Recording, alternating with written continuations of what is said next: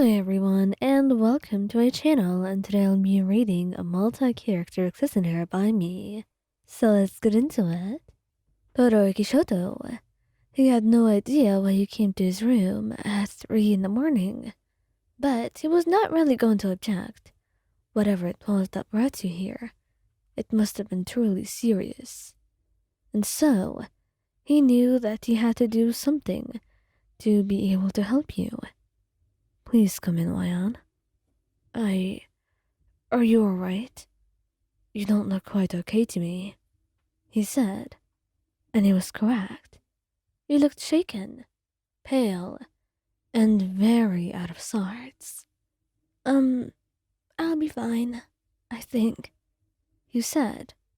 It didn't seem like that, but he just nodded, letting you into his room, and patting his bed, wanting you to sit.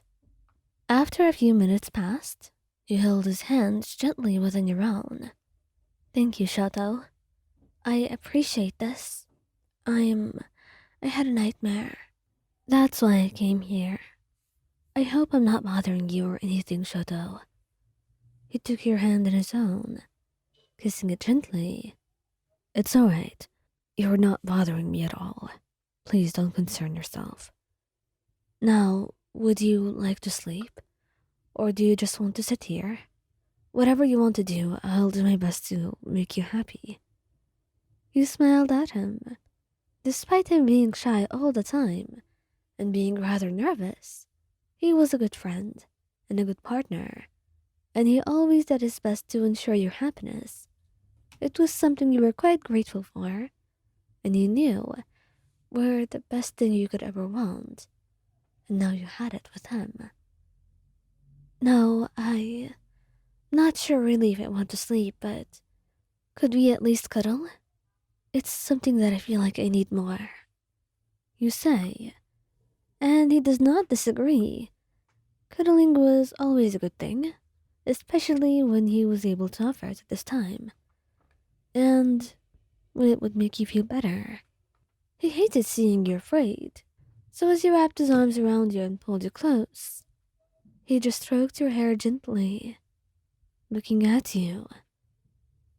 Well, do you want to talk about it? No, I don't want to think about it at all. You respond. He's not offended.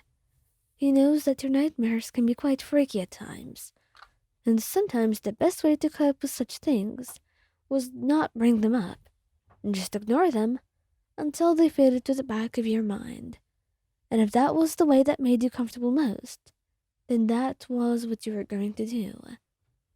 And so, as it seemed like you were not going to sleep anytime soon, he turned on the TV and let something play in the background as you were just cuddled close to him.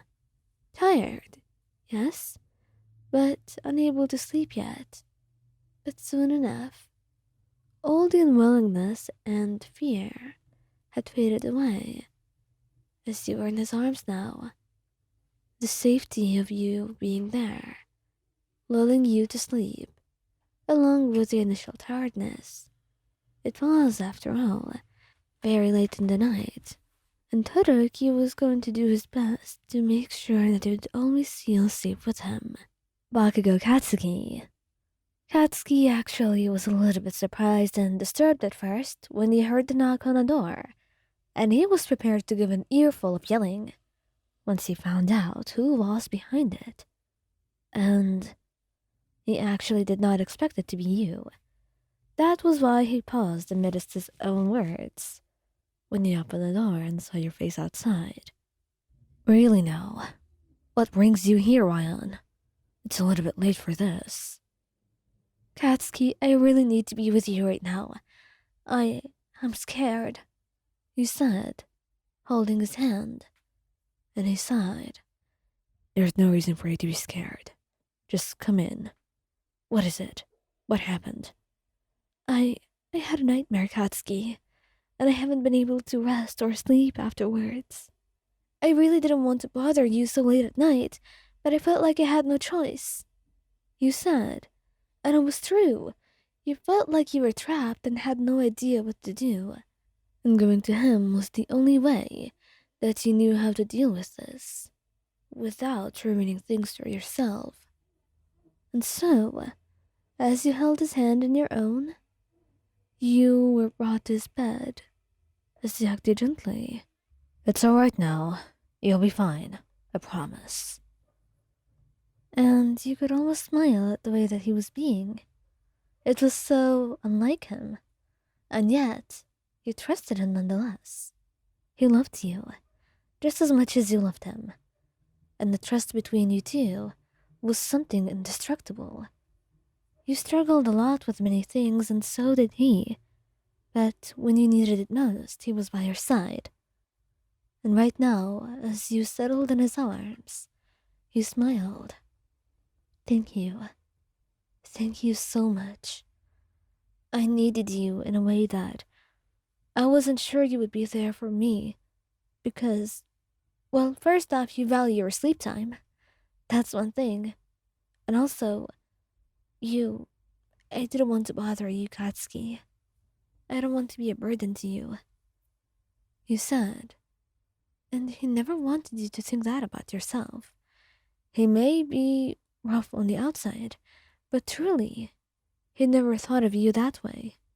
And it hurt him that you may, even if for a moment, have thought that he would abandon you at such a time.